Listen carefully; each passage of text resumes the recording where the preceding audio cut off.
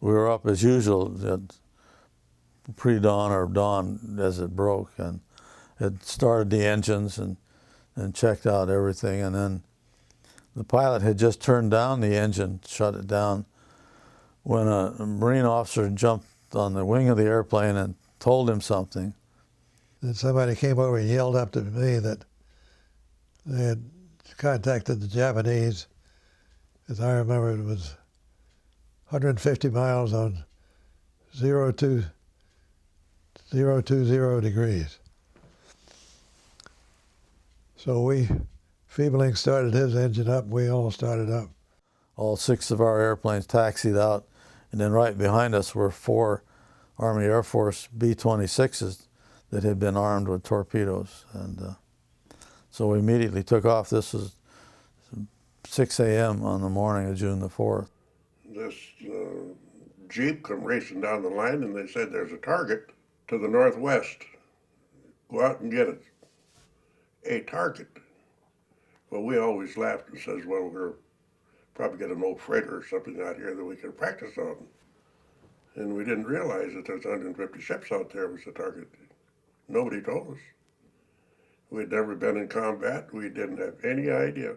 We were told to get moving and to get off the ground and rendezvous at our rendezvous place, which was about 25 miles east of the island. And I can remember myself and Cummings, my wingman, we were the last ones off, and the bombs were dropping at that time. We had climbed out to about 4,000 feet, and Jay Manning called over the intercom and said that he could see Japanese airplanes flying in the opposite direction toward Midway. He could see firing back at the island. So the Japs were already there. We barely got off in time, really.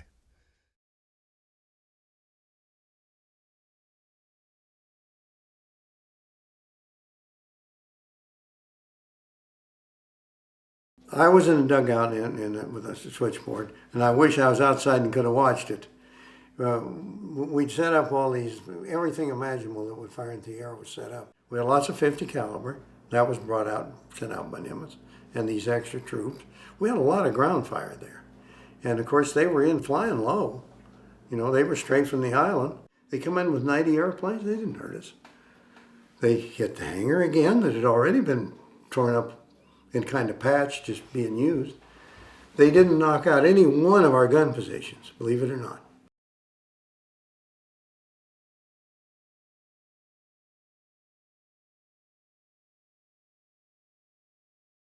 After we'd been about an hour, which would approximate the 150 miles, he called over the intercom and said he could see a number of ships ahead of us. It looked like a transport to me. And I thought, well, this won't be too hard. And I looked back a few seconds later, and there were 2 carriers up there. And a lot of other ships.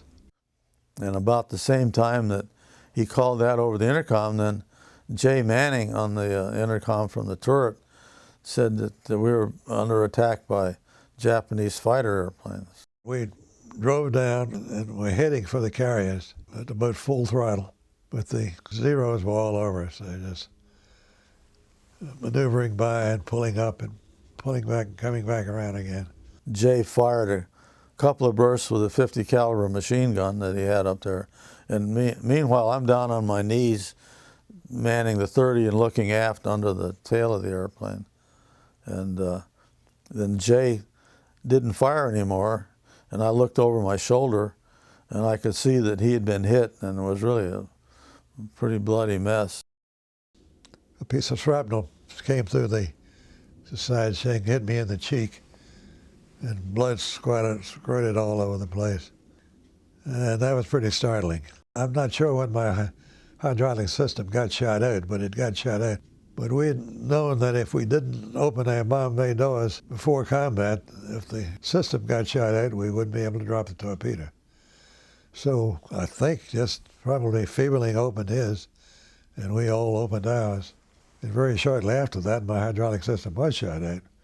And about the same time that I saw that Jay had been hit, then I felt a real like a hot iron on my wrist, and looked down and I could see blood on my wrist, and I was still again manning my gun, and then the next thing I remember after that was my head hanging down and blood pouring off my head. Harry had called me up and told me he'd just come to, and I said, "Can you see whether the torpedo dropped?" And he said, "No, there's blood all over the viewing window. He couldn't see in the bomb bay."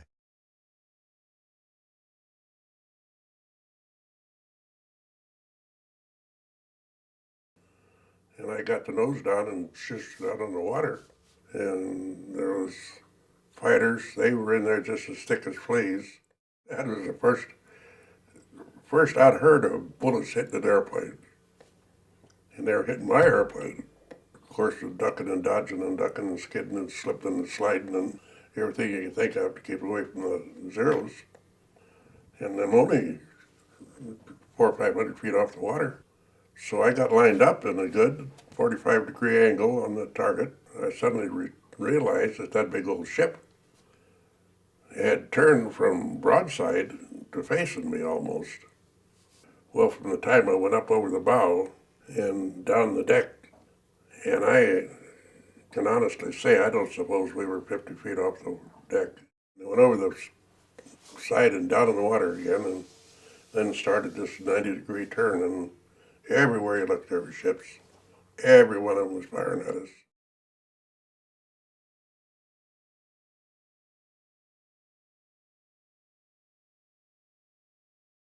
All of a sudden we were jumped by fighters, and that was the first time we knew we were anywhere near the Japanese, is when I could feel Zelnus firing a machine gun. And split seconds later, I looked over the side and saw a Zero upside down with black smoke coming out from all over the bottom of it. And the major opened up. He said, "We'll never make it to the fleet. We got to bomb what we can, and there's a battleship right below us." We were down below the clouds then. So I dropped, and I think I just barely missed the front end of this thing, because Zelnus said that the explosion of the bomb sent water all over the ship, but I didn't hit it.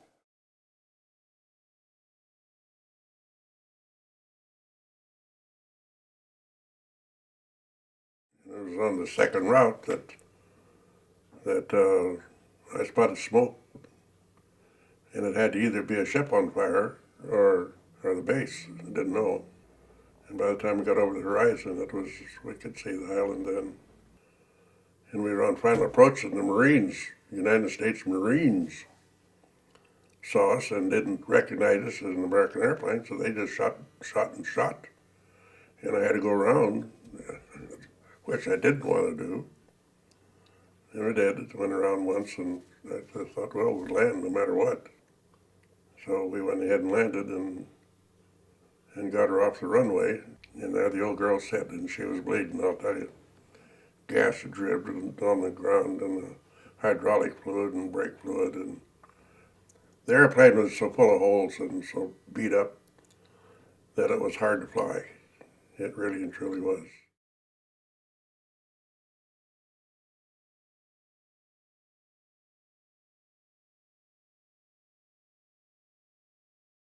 As he got close to Midway and prepared for landing, he knew he didn't have any flaps, and he dropped the gear using the emergency system. And he said he made an approach to the runway, and he was waved off by people on the ground.